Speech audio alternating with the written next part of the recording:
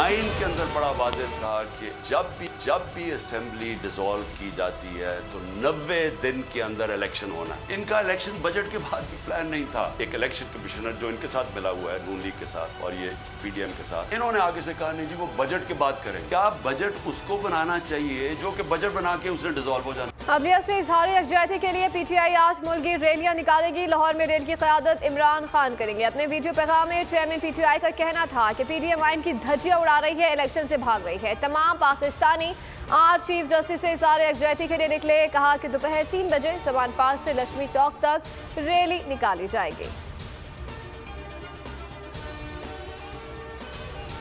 हमने इनको कहा कि अगर आप सीरियस हैं तो 14 मई से पहले आप फेडरल गवर्नमेंट डिसॉल्व कर दें और हम फिर एक इकट्ठे इलेक्शंस करवा देंगे। ये सिर्फ टाइम बाय कर रहे थे, ये सिर्फ चाह रहे थे कि हम मुज़ाकरात करते रहें और किसी तरह 14 मई के इलेक्शन का ये उससे निकलना चाहते थे।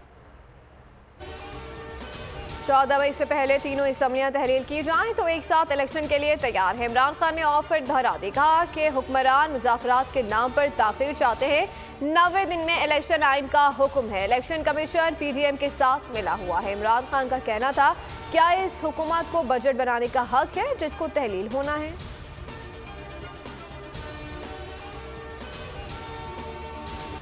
बड़े केस का फैसला महफूज। सुप्रीम कोर्ट में इलेक्शन केस की अहम तरीन समाअत अदालत ने मुज़ाकरात का मामला सियासी जमातों पर छोड़ दिया। तहरीक इंसाफ का हुकूमत के साथ बैठने से इनकार, हुकूमत की मुसलसल ताख़ीरी हरबे, मुज़ाकरात के लिए मजीद वक्त मांग लिया। चीफ जस्टिस ने कहा कि हुकूमत की संजीदगी का आलम यह है कि नजरसानी अपील तक दायर नहीं की। अदालत तहम्मुल का मुजाहरा कर रही है, इसे कमजोरी ना समझा जाए।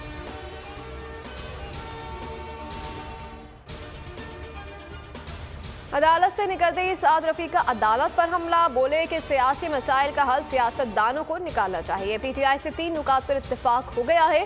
शाह महमूद कुरैशी ने कहा कि जब अदालती फैसले को तस्लीम नहीं करना तो पेश क्यों हो रहे हैं। मुज़ाकरात नाकाम हो चुके, हमने लचक दिखाई लेकिन नून लीग तो संजीदा ही नहीं थी।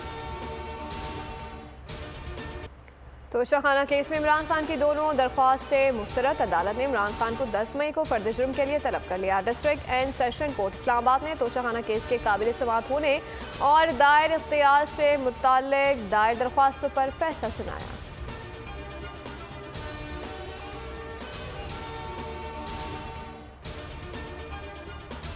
अगर ये दुकान बंद करेंगे तो फिर मैं बात करूंगा, वरना इस तरह ना करें प्लीज। वरना बिल पास होगा, प्लीज सुन ले। वरना बिल पास होगा, हर सूरत में होगा। ये दुकान सर धमकी नहीं, ये ना करें सर, शोर ना करें। ठीक है सर, बड़ी मेहरबानी सर। बात तो करने नहीं सर, आपके भी तो चुप नहीं रहते, वो भी नहीं। बैठ जाएं प्लीज, आप भी बोलें डॉक्टर साहब, प्लीज बोलें। चेयरमैन साहब,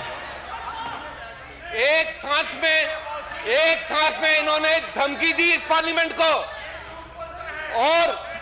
और ये कहा कि हम ये बिल पास करवा करें। जनाब, जब दलील नहीं होती है तो फिर धमकियां रह जाती हैं। अदलिया को आंखें दिखाने की एक और हुकूमती कोशिश। सुप्रीम कोर्ट फैसलों और ऑर्डर पर नजरसानी का बिल सेनेट में मंजूर।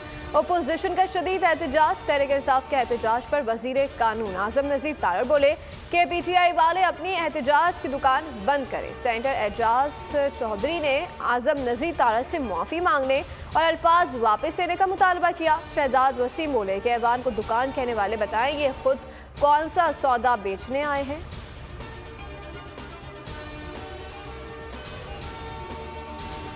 पाकिस्तान चीन अफगानिस्तान सैफ फरीकी कॉन्फ्रेंस आज इस्लामाबाद में होगी। पाक चीन वज़ीर ख़ारजा की मुश्तरका सरबराही में पाक चीन स्ट्रेटेजिक डायलॉग होंगे, जहां तमाम शोबों में 2 तरफ़ा ताल्लुकात, इलाक़ाई और आलमी उमूर पर तबादला ख्याल होगा।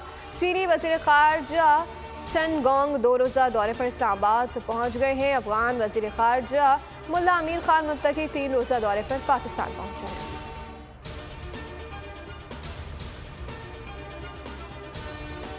सुप्रीम कोर्ट ने अरशद शरीफ कत्ल अस्खुद नोटिस केस 9 मई को समाअत के लिए मुकर्रर कर दिया। चीफ जस्टिस सरबराही में 5 रुकनी larger bench तश्कील।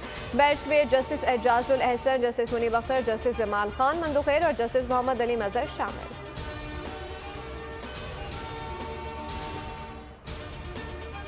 Pakistan bar council के गैर कानूनी इकदाम। सुप्रीम कोर्ट ने सुप्रीम कोर्ट बार एसोसिएशन के डी सीट होने वाले अहदेदारान की दरख्वास्त पर पाकिस्तान बार कौंसिल को नोटिस जारी कर दिया। मामलात से मुतालिक हुक्म इम्तना भी जारी कर दिया। समाअत मंगल तक मुलतवी। सदर supreme court bar Abid Zubairi कहते हैं कि पाकिस्तान बार कौंसिल ने समाअत का मौका दिए बगैर अरकान को डी सीट किया। पाकिस्तान बार कौंसिल ने शुरू से हमारे काम में दखल अंदाजी की। सुप्रीम कोर्ट बार ही वकला की सुप्रीम बॉडी है।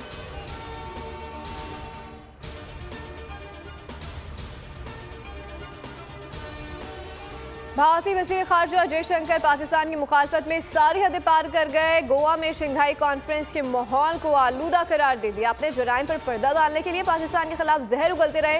बोले कि पाकिस्तान न सिर्फ दहशतगर्दी कर रहा है बल्कि दहशतगर्दी को कानूनी हैसियत दे रहा है। बिलावल भुट्टो का भारतीय वज़ीर ख़ारजा को करारा जवाब। भारत को आईना दिखा दिया। कहा कि सिफारती पॉइंट स्कोरिंग के लिए दहशतगर्दी को हथियार न बनाया जाए।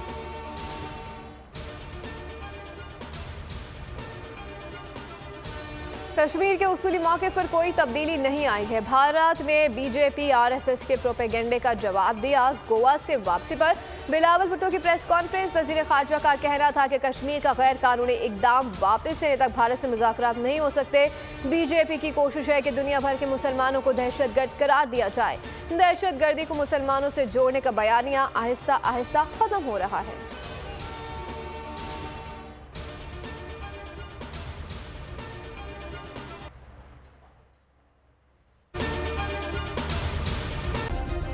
सब्सक्राइब करें और बेल दबाएं ताकि कोई खबर रह न जाए।